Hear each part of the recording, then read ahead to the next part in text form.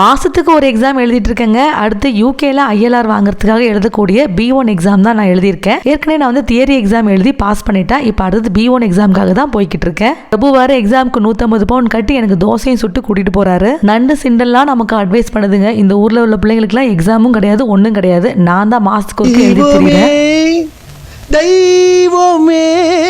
ILR வாங்குறதுக்கு life in UK அப்படிங்கிற ஒரு தியரி எக்ஸாம் இருக்கு. அது எல்லாருமே அட்டன் பண்ணணும். இந்த B1 எக்ஸாம் தமிழ் மீடியம் ஸ்டூடெண்ட்ஸ்க்கு மட்டும்தான்.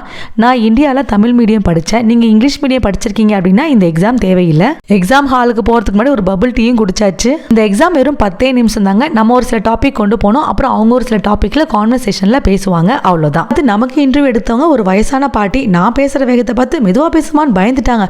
நான் வேற நம்ம பேசுறது புரியல, ஃபெயில் ஆக்கிடுவாங்கன்னு சொல்லிட்டு பயங்கரமா பயந்துட்டேன். கடைசியில பார்த்தா நம்ம டிஸ்டிங்ஷன்ல பாஸ் ஆயிட்டோம். அடுத்து இப்ப யூகேல இருக்கிறதுக்கான PR தான் அப்ளை பண்ண போறோம்.